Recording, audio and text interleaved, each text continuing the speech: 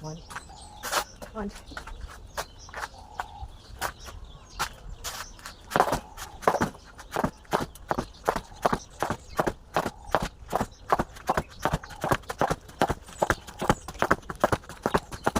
Right, forward.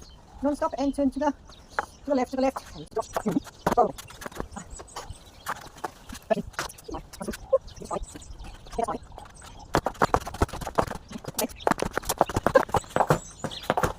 Not bad. Okay, first skipping in a number of days after my last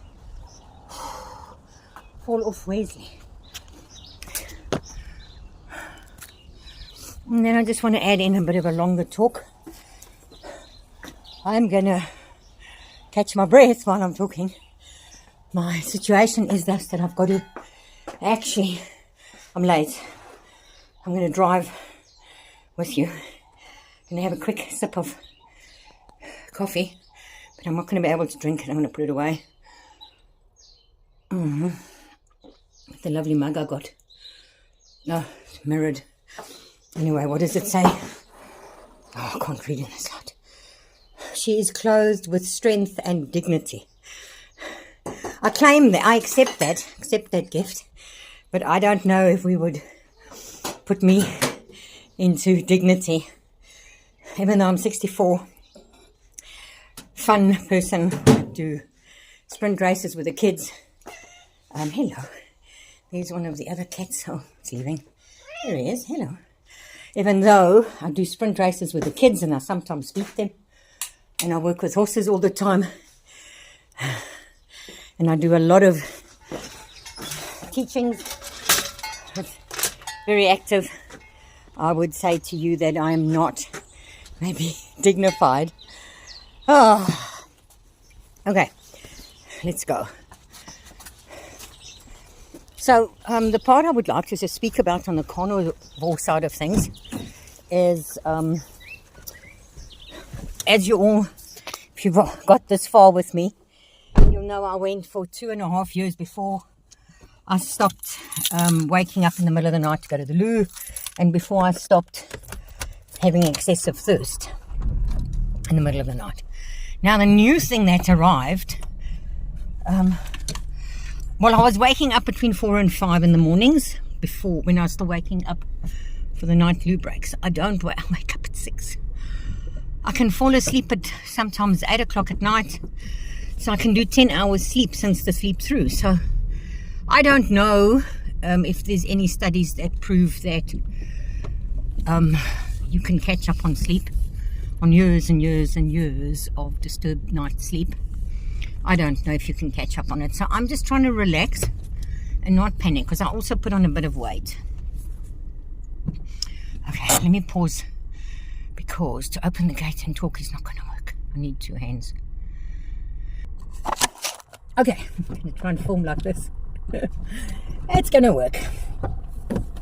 Right, so the new thing that happened, it's going to really bother me that there's so much head space above my head. So the new thing that happened about 4 nights ago, is I, for the first time since starting Carnivore, let's just go to Carnivore, because I can't say I've had it not been conscious of in my conscious mind. One of the things that the Carnivore influencers would often talk about is you've got to re-educate your hunger signals. Now, I have been eating 3 meals a day, mostly. Occasionally I'd skip one of the meals by accident, never by design, by accident. Or if I'm busy working and I can't stop, and then I might eat, instead of eating at 12, between 12 and 1 for the lunch, I would eat at 3 o'clock. At no point in time could I go conscious and say I'm only eating 2 meals a day. I'm only eating 1 meal. That would never work for me. So I don't think it was a stomach hunger. I think it was a brain, memory, habit, who knows. 3 nights ago, I forgot to eat.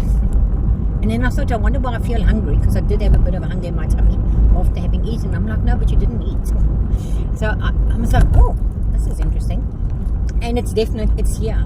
I don't have any, I'm not like, oh, I must go and eat. The same happened this morning. I was going to pack my breakfast, to bring my breakfast with me to go to work. And before, I would never sort of forget my breakfast. Not easily. Oh, my soul. Anyway, I don't know if I packed my breakfast. I didn't. I only put water in. So that was very interesting for me, is that the skipping of meals is now a reality. 2 years and 7 months. 360 days, maybe. And now eating is like so there's so many of these carnivore influencers that immediately, within 30 days, but I think it's a personality type, I don't know. Within 30, and mostly the guys, I don't know about the girls actually. Anyway, the ladies that put it there, there's been nobody. Well, maybe of them, they start their channels before they've been on that diet for long enough. This way of eating the carnivore. They start the carnivore when they're a couple of months in, and then boom. So I'm fascinated by the fact that I'm now finally not needing to eat meals. Now my thoughts go, is it got to do with the insulin resistance, which is now possibly healed because I'm not waking up at night with excessive thirst? I'm not even excessively thirsty in the day either. It's like I'm a little bit concerned because I don't want to end up not drinking enough liquid. So that's something to think about. I was drinking a heck of a lot. What is a heck of a lot? Let's say 3 to 4 liters a day, 1.5 liters at night of just water. Now we're not even talking about the coffee. We're not talking about the coffee because I drink coffee as well. So we're not talking about the coffee. We're talking about just the water. The water, mostly sparkling water diluted with still water. Now I'm on the journey of, my plastic bottle story is toxifying me. So I'm going to have to think about how do I get water that hasn't gone through a plastic bottle and that isn't gone through the municipality with chemicals added.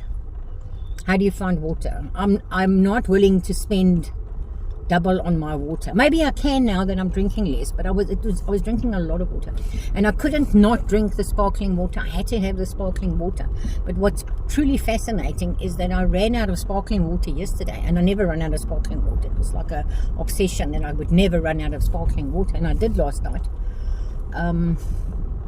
So I've just packed municipal water, which is not, like I say, it's not ideal because what chemicals are put into it. So I trust my body to just get rid of it. Maybe my body takes long to recover, because even my fall off, I had a second fall off, Wesley. I didn't really get hurt, but yesterday the arm that got jarred, there's bruising and scraping on the left arm. The arm that got jarred was very painful when I was using it yesterday, and I was like, it's still painful. So that would have been, I fell off on Friday afternoon late, so it's Saturday, Sunday, Monday, Tuesday, 4 days, and I've still got pain in my arm. So maybe I'm just a slow healer. I thought I'd heal in 3 days, but it looks like I need 6 days. And then plus there's trauma, so I feel the trauma in my body, and I just want to not ride anymore. No, not really. That's almost the feeling. I just don't really want to keep riding. I don't want to keep putting myself on that horse that I may fall off of. So I've fallen off him in total since I've been riding him for 4 years. I've fallen off him 3 times, twice in 2 weeks, and once about 2 years back. Both fall-offs have been, well, the two of them were trips, genuine trips that he tripped. You don't stand a tripping horse. Very, very seldom you start. If he's tripping, then there's a shoulder or a hindquarter issue, so we need to fix that. The third fall-off, he was trying to bolt with me, so I pulled him into a don't bolt with me, and I then slid off and didn't fall. Yeah. Anyway, that's my long video that was meant to be done on Saturday. So this is my Saturday video, done on Wednesday. Wow. Okay, let me get on with the horses. Let me walk into them to say, look at this one. I have to fix this mask. This says, hello. Look at her mask. Hers is still nice. Hello. Oh, did somebody put off a wind here? It's old scabs. I wonder if those are new. Did you give off a wind? This is her. Okay, and then we're going to say hello to this guy. Oh, wait, Faye, come here. Don't go without saying hello to me. Got stuff on your nose. Then the last one is Bubbles.